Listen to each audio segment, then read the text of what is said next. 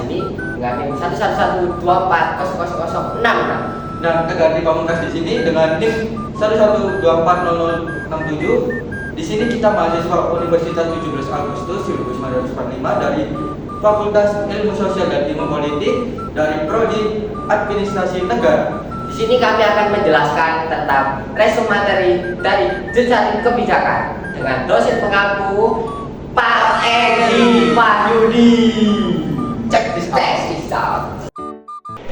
Yang pertama ada pengertian jejaring kebijakan dan pemerintahan.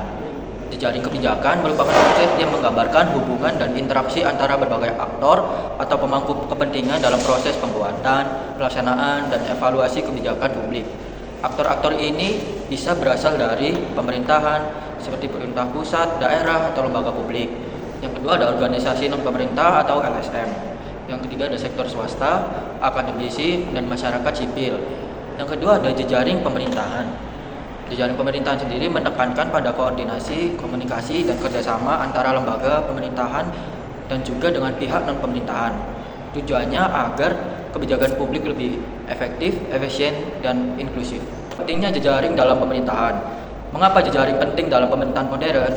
Karena yang pertama itu untuk kolaborasi dan koordinasi. Pemerintah tidak bisa bekerja sendiri. Dengan jejaring, berbagai lembaga bisa berbagi sumber daya, informasi, dan tanggung jawab. Nah, yang kedua, untuk partisipasi publik. Masyarakat dilibatkan dalam proses kebijakan, sehingga keputusan yang diambil lebih legitim dan sesuai kebutuhan publik. Dan yang terakhir, untuk responsivitas dan fleksibilitas. Jejaring membantu pemerintah menyesuaikan diri dengan perubahan sosial, ekonomi, dan teknologi yang cepat. Ketiga, ada komponen utama jejaring. Setiap jejaring kebijakan terdiri dari dua elemen besar. Yang pertama ada aktor yang terdiri dari pemerintah dari tingkat nasional sampai lokal. Dan yang kedua ada lembaga swadaya masyarakat atau yang sering disebut LSM. Yang ketiga ada sektor swasta seperti dunia usaha, perusahaan atau investor. Dan yang terakhir ada komunitas dan masyarakat, meliputi kelompok sosial, organisasi masyarakat sipil, dan elemen keduanya itu ada hubungan dan interaksi yang meliputi formal melalui peraturan, kerjasama resmi, dan rapat koordinasi. Yang informal melalui komunikasi non formal, jejaring sosial, kepercayaan antar individu. Dan selanjutnya saya akan menjelaskan pada poin keempat, yaitu tentang struktur dan tipe jejaring. Di dalam jejaring kebijakan ada 4 strukturnya. Yang pertama ada sentralisasi, yaitu satu pihak dominan mengatur alur kebijakan. Dan yang kedua ada desentralisasi. Desentralisasi sendiri adalah kekuasaan dan tanggung jawab tersebar di beberapa aktor. Dan yang ketiga ada jaringan terbuka, yaitu akses luas bagi aktor baru untuk bergabung. Dan yang keempat atau terakhir jaringan tertutup. Jaringan tertutup hanya aktor tertentu yang bisa berpartisipasi. Selanjutnya ada tipe-tipe jejaring. Tipe jejaring yang pertama itu ada horizontal, yaitu antar aktor yang setara, misal antar LSM atau antar dinas. Yang kedua ada vertikal, hubungan antara pihak yang memiliki hierarki berbeda, misal pemerintah pusat dengan pemerintah daerah. Yang ketiga ada kolaboratif. Kolaboratif sendiri fokus pada kerjasama aktif. Dan yang kelima ada koordinatif. Koordinatif sendiri fokus pada sinkronisasi kegiatan. Dan yang terakhir atau keenam ada konsultatif. Konsultatif sendiri lebih banyak bersifat memberi masukan dan pertimbangan. Pada poin kelima yaitu ada tantangan dan peluang. Tantangan yang sering dihadapi dalam jejaring kebijakan itu yang pertama ada kurangnya komunikasi antar lembaga, dan yang kedua ada konflik kepentingan antar aktor, dan tantangan terakhirnya itu ada kurangnya rasa saling percaya dan komitmen jangka panjang. Dalam tantangan itu ada peluang yang bisa dimanfaatkan. Yang pertama ada inovasi kebijakan, yaitu melalui kolaborasi lintas sektor, dan yang kedua ada teknologi informasi, yaitu mendukung transparansi dan koordinasi, contohnya e-government. Dan yang ketiga ada peningkatan kapasitas, yaitu saling belajar antar lembaga dan organisasi. Nah, pada poin ke-6 ada studi kasus dan contohnya. Ada studi kasus yang pertama itu ada pada sektor kesehatan, yaitu jejaring kebijakan antar rumah sakit, dinas kesehatan, dan LSM dalam menangani pandemi. Dan yang kedua ada dalam sektor penanggulangan bencana, yaitu seperti koordinasi antara BNPB, TNI, relawan, dan masyarakat lokal. Dan sektor yang ketiga ada dalam e-government, yaitu seperti digitalisasi pelayanan publik yang melibatkan pemerintah, swasta, dan masyarakat. Yang terakhir ada dalam sektor kebijakan lingkungan, yaitu dalam kolaborasi antara pemerintah, perusahaan, dan komunitas lingkungan dalam menjaga keberlanjutan ekosistem. Selanjutnya saya akan menjelaskan tentang pengantar struktur jejaring kebijakan. Struktur jejaring kebijakan adalah pola hubungan dan interaksi antar aktor dalam kebijakan yang menjelaskan tentang siapa berhubungan dengan siapa dan bagaimana koordinasinya. Tujuan utama memastikan kebijakan berjalan efisien dan efektif. Struktur ini mempengaruhi cara keputusan dibuat serta hasil kebijakannya. Selanjutnya ada elemen utama di dalam jejaring. Di dalam jejaring sendiri ada 4 elemen utama, yaitu yang pertama aktor. Aktor meliputi pemerintah pusat hingga daerah, LSM, sektor swasta, komunitas. Yang kedua ada hubungan, bisa formal atau informal. Kemudian yang ketiga ada koordinasi melalui peraturan rapat atau forum komunikasi. Yang keempat atau terakhir sebagai sumber daya, yaitu informasi, dana, dan teknologi menjadi penopang utama. Selanjutnya ada tipe struktur jejaring. Yang pertama ada sentralisasi. Satu pihak lebih dominan, biasanya itu adalah pemerintah pusat.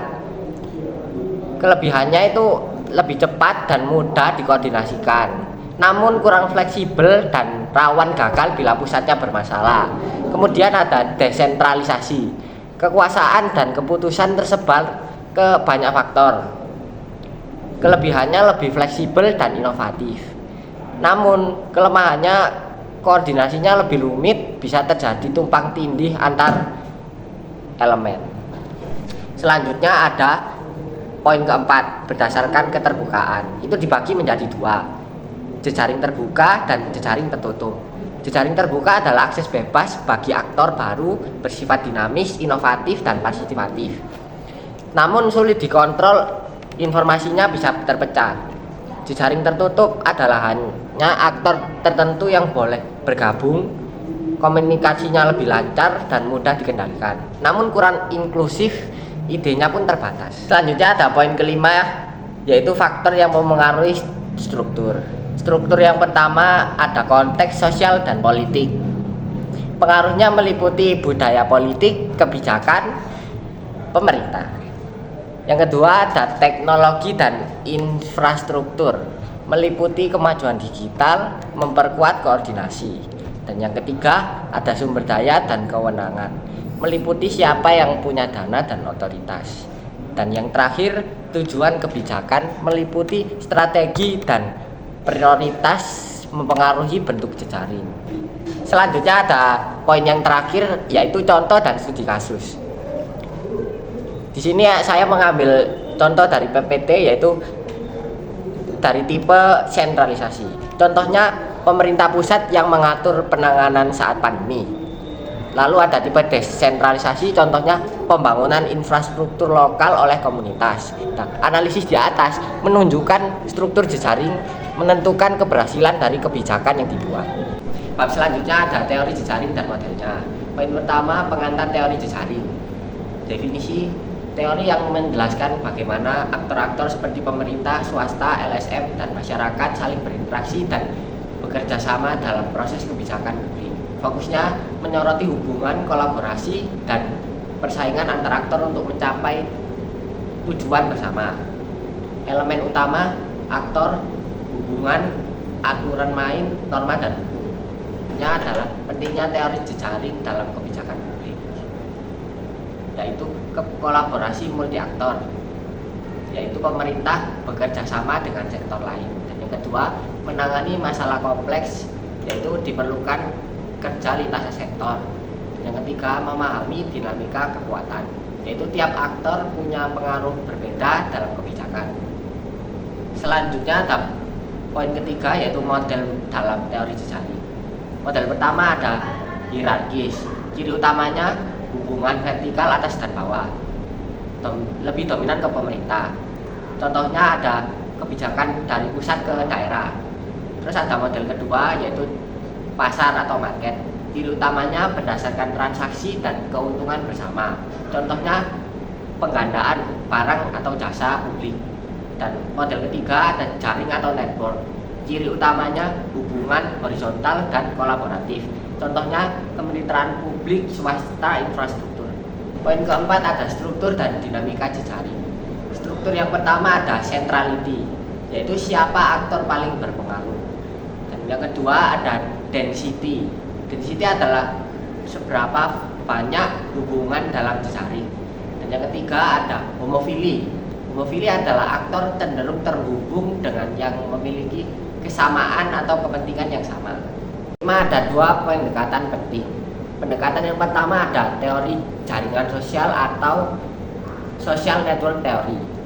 Fokus pada hubungan sosial antar faktor dan penyebaran informasi atau pengaruh. Contohnya hubungan pejabat, LSM, dan media dalam advokasi kebijakan.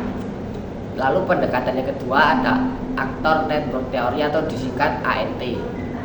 Mengapa manusia dan non-manusia atau teknologi institusi sama-sama berperan? Contohnya kebijakan transportasi publik melibatkan sistem tiket otomatis dan pengguna. Selanjutnya ada poin ke-6 yaitu studi kasus. Di sini saya mengambil studi kasus dari kebijakan kesehatan.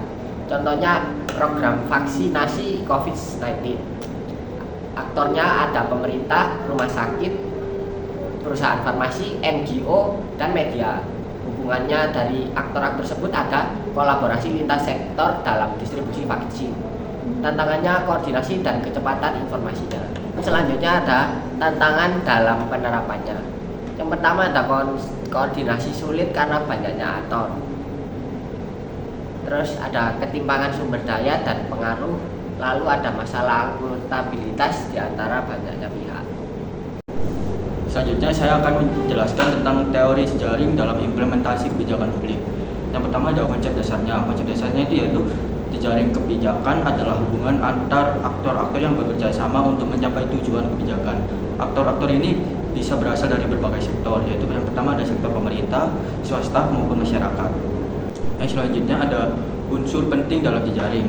Yang pertama ada unsur komunikasi efektif, yaitu pertukaran informasi yang baik agar tidak terjadi miskomunikasi antar aktor. Yang kedua ada unsur sumber daya. Dana, tenaga, teknologi, dan informasi harus tersedia untuk mendukung kebijakan.